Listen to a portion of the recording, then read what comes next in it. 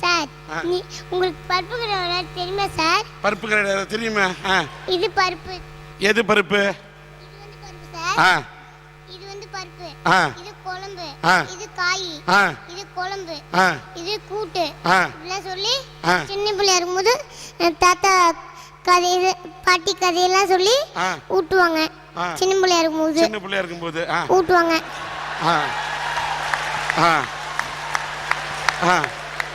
கழுவி நாளைக்கு விட்டு கழுவி காக்காத்து.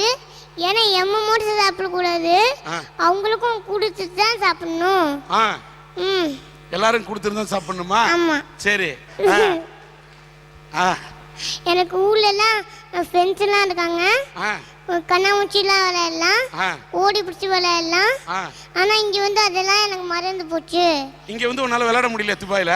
அப்படி இங்க வந்து எனக்கு மறந்து போச்சு.